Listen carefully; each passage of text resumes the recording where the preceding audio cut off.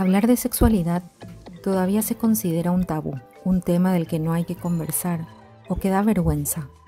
La principal barrera para abordar la educación integral de la sexualidad es la desinformación y el prejuicio, y como consecuencia aparecen los miedos y las preocupaciones en jóvenes y adolescentes. Así lo explica Cintia Escurra, feminista, activista por los derechos humanos, quien forma parte del grupo Somos Putubojara. Lo que nos preocupa en relación a la sexualidad es la poca información que reciben las y los adolescentes y jóvenes y que esta poca información además suele ser sesgada y por lo general está basada en tabúes que fomentan la vergüenza e incluso la discriminación. Y por otro lado también nos preocupa la alta tasa de embarazos adolescentes y los números de casos de abuso sexual que se registran día a día, que es un poco también el reflejo de la falta de información científica y con enfoque de derechos que la escuela o el colegio tendría que impartir. Si bien vivimos en una sociedad donde predominan posturas conservadoras y se niega la educación sexual a adolescentes de manera integral y laica, jóvenes y adolescentes exploran su sexualidad y se abren a experiencias sexuales la mayor parte de las veces sin la información adecuada y en condiciones de riesgo. Hablamos sobre esto con Walter Morínigo, activista por los derechos humanos y derechos sexuales de las juventudes y quien forma parte del grupo Presencia Joven. La mayor preocupación que vemos y creemos que tienen adolescentes y jóvenes respecto a la sexualidad es que por ahí se presenten en sus vidas un embarazo no planificado o que contraigan alguna infección de transmisión sexual. Muchas veces esta preocupación también está ligada a un miedo a que se dé estas situaciones y este miedo nuevamente se sustenta en una falta de información clara, precisa y científica sobre sexualidad. Rescatamos algunas opiniones de adolescentes de varios puntos del país, quienes participaron en espacios de talleres en el marco de Yaicuá, un proyecto de actoría juvenil para la promoción de una sexualidad responsable, que entre los años 2013 y 2015 contó con el apoyo del Ministerio de Educación. Y si bien ya pasó un tiempo desde estas entrevistas, mucho de lo que dicen sigue vigente hasta hoy. Los jóvenes y eso no conocen sus derechos ni nada, ¿verdad? Y no saben cómo prevenir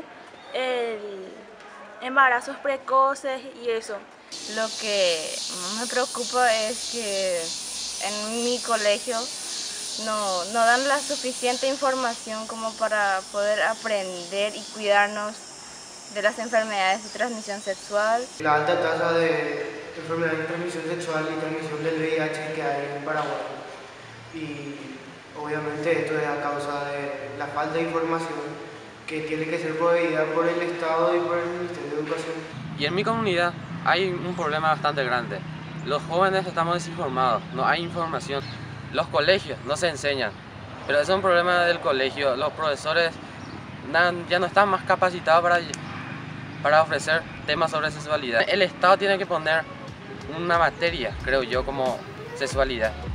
Quienes trabajan con jóvenes la educación sexual pueden constatar la necesidad urgente que tienen los y las adolescentes de acceder a información científica, precisa y actualizada sobre todos los aspectos de la sexualidad. Vemos que es necesario desde el Estado, las familias y las escuelas trabajar en la implementación real y efectiva de una política pública de educación integral de la sexualidad. Creemos que es necesaria y urgente por las cifras alarmantes del embarazo adolescente que tenemos en Paraguay y los casos de abuso sexual. Es primordial que las instituciones trabajen en una estrategia nacional, diríamos, para reducir esta cifra y para ello es importante un trabajo a la par con las familias y comunidades, sobre todo atendiendo los aspectos de contexto y territorio. Bueno, necesitamos políticas públicas que garanticen los derechos sexuales y derechos reproductivos y en ese sentido una de las que hasta ahora es una deuda pendiente es la educación integral de la sexualidad. En el contexto actual, luchar contra el abuso sexual y la violencia hacia niñas, niños y adolescentes se torna un desafío mayor, sobre todo si se tiene en cuenta el aislamiento en el que viven, debido a las medidas sanitarias contra la pandemia, que los vuelve aún más vulnerables. Entonces, ¿cómo abordamos la educación sexual ahora? ¿Cómo hacemos cuando la escuela se traslada a la casa. Y este contexto de COVID-19 lo que hizo fue evidenciar más aún la ausencia del Estado y la falta de políticas públicas para las juventudes. Creemos, por ejemplo, que desde el Ministerio de la Juventud se deben brindar políticas públicas, programas o proyectos de atención directa a juventudes en este contexto de pandemia. En el caso de los derechos sexuales y los derechos reproductivos, se deben fortalecer los servicios de salud sexual y reproductiva y sobre todo garantizar el acceso gratuito y libre a los métodos anticonceptivos y sobre todo promover y difundir información sobre derechos sexuales y derechos reproductivos a través de los diferentes medios. Si bien el Estado tiene un papel importante y principal en garantizar una educación sexual integral, quienes se convierten en protagonistas principales en la protección de los derechos sexuales en medio de esta crisis de COVID-19 son las propias organizaciones de adolescentes y jóvenes que transforman sus espacios presenciales en herramientas disponibles virtualmente para seguir brindando protección, orientación y contención.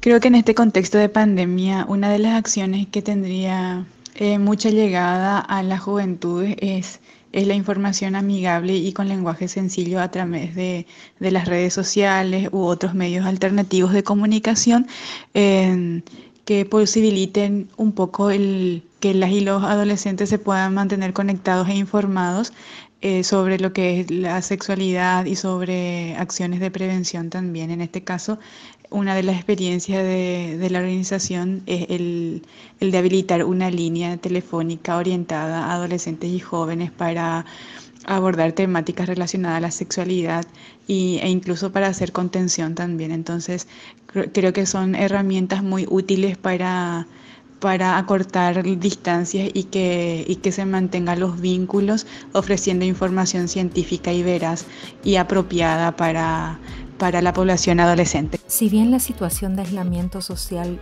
presenta algunas dificultades para el abordaje de la educación sexual, también puede ser una oportunidad para reflexionar sobre el cuidado en el sentido amplio, desde un enfoque integral que articule lo que sucede en el mundo, en las políticas públicas, en la casa y en la escuela, para empezar a pensar en otro tipo de acercamiento, más allá de lo pedagógico, pensar en espacios de contención e intercambio, y no solamente de seguimiento de tareas, actividades y notas.